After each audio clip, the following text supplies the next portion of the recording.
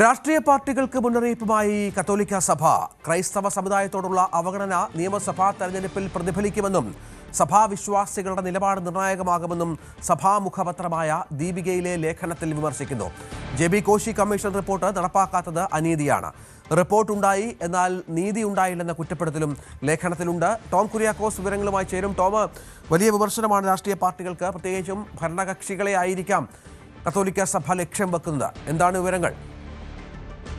രഞ്ജിത്ത്, അവഗണിക്കപ്പെട്ട നീതിയും മറക്കാനാവാത്ത മുന്നറിയിപ്പും എന്ന തലക്കെട്ടോടുകൂടിയാണ് കത്തോലിക്ക Congress global director father Philip Kaveel കത്തോലിക്ക സഭയുടെ മുഖപത്രമായ ദീപികയിൽ ലേഖനം എഴുതിയിരിക്കുന്നത്. അതിൽ പ്രധാനമായും ചൂണ്ടിക്കാണിക്കുന്നത് justice J B. Koshy commission report നടപ്പാക്കാത്തതുമായി ബന്ധപ്പെട്ട പ്രശ്നങ്ങളാണ്. അതായത് കേരളത്തിലെ ക്രൈസ്തവ ന്യൂനപക്ഷങ്ങൾ പല വിഷയങ്ങളിൽ, അതായത് കാർഷിക മേഖലയിലും തൊഴിൽ മേഖലയിലും അതോടൊപ്പം സാമൂഹ്യ രംഗത്തുമൊക്കെ നേരിടുന്ന അനീതികൾ ഉൾപ്പെടെ ചൂണ്ടിക്കാണിച്ചുകൊണ്ട് അത് പഠിക്കാനായിട്ടായിരുന്നു സംസ്ഥാന സർക്കാർ ജെ.ബി. കോശി കമ്മീഷനെ നിയോഗിച്ചത്.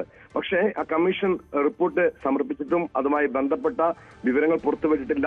അതിലെ പ്രശ്നങ്ങൾ, അതായത് ക്രൈസ്തവർ വിവിധ മേഖലകളുമായി ബന്ധപ്പെട്ട്, അതായത് മലയോര മേഖലയിലെ കർഷക സമൂഹങ്ങൾ, പരമ്പരാഗത തൊഴിൽ മേഖലകളിൽ കഴിയുന്ന ക്രൈസ്തവർ, കുട്ടനാട്ടിലെയും തീരദേശത്തെയും ക്രൈസ്തവർ ഉൾപ്പെടെ അവർ നേരിടുന്ന പ്രശ്നങ്ങൾ കൃത്യമായി പഠിച്ചുകൊണ്ട് ജെ.ബി. കോശി കമ്മീഷൻ സർക്കാരിന് മുമ്പാകെ റിപ്പോർട്ട് സമർപ്പിച്ചിരുന്നു. പക്ഷെ വർഷങ്ങൾ പിന്നിട്ടിട്ടും അത് ഇതുവരെയും പുറത്തുവിട്ടിട്ടില്ല.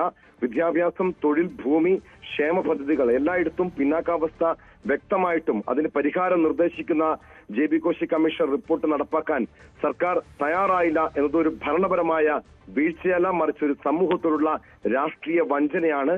സാമൂഹ്യനീതി എന്ന ആശയത്തോടുള്ള തുറന്ന അവഹേളനമാണ് ഇതൊന്ന് പറയാതെ വയ്യ എന്ന് ഫാദർ ഫിലിപ്പ് കവീൽ തുറന്നടിക്കുന്നുണ്ട്.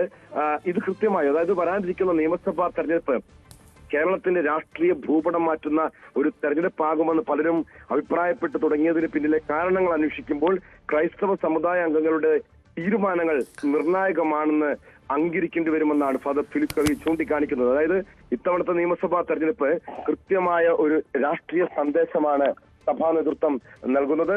സഭയെ അവഗണിച്ചാൽ കൃത്യമായ തിരിച്ചടി നൽകുമെന്ന് രാഷ്ട്രീയ പാർട്ടികൾക്ക് മുന്നറിയിപ്പ് നൽകുന്നുണ്ട്. അതുകൊണ്ട് തന്നെ സർക്കാരിന് ഈ തെരഞ്ഞെടുപ്പ് അടുത്തിരിക്കെ സർക്കാരിന് മേലുള്ളൊരു സമ്മർദ്ദമായിട്ടാണ് ഈ ലേഖനത്തെ കാണേണ്ടത്. പ്രത്യേകിച്ചും തുടർച്ചയായി സഭാ നേതൃത്വം, ബിഷപ്പുമാരുൾപ്പെടെയുള്ള സഭാ നേതൃത്വം ജെ.ബി. കോശി കമ്മീഷൻ റിപ്പോർട്ട് പുറത്തുവിടണമെന്ന് നടപ്പാക്കണമെന്ന് ആവശ്യപ്പെട്ടുകൊണ്ട് മുഖ്യമന്ത്രി പിണറായി വിജയൻ അടക്കം കണ്ടിരുന്നു.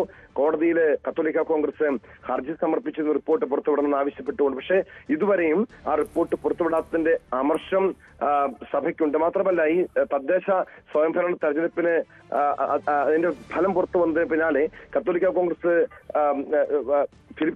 ഫാദർ ഫിലിപ്പ് കവീൽ തന്നെ അദ്ദേഹത്തിന്റെ ഫേസ്ബുക്ക് പോസ്റ്റിലൂടെ തുറന്നടിച്ചിരുന്നു.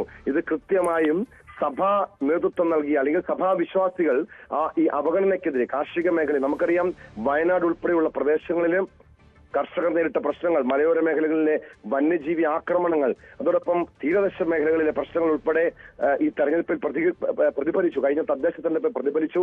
അതിന്റെ തിരിച്ചടിയാണ് ഇടതുപക്ഷത്തിന് ഉണ്ടായതെന്ന രീതിയിലുള്ള സൂചനകളാണ് നൽകിയത്. സ്വാഭാവികമായും നിയമസഭാ തെരഞ്ഞെടുപ്പിലേക്ക് വരുമ്പോൾ ഈ രീതിയിലുള്ള പ്രശ്നങ്ങൾ ഉൾപ്പെടെ സഭ ചർച്ചയ്ക്ക് വെക്കുന്നുണ്ട്, മുന്നോട്ട് വെക്കുന്നുണ്ട്. വിശ്വാസികൾ കൃത്യമായ ബോധവൽക്കരണം നൽകി ഇതിനുള്ള തിരിച്ചടി നൽകണമെന്ന സന്ദേശമാണ് ഈ ലേഖനത്തിലൂടെ തുറന്നു പറയുന്നതും. രഞ്ജിത്ത്, ടോം കുര്യാക്കോസ് വിവരങ്ങൾ പങ്കുവച്ചു.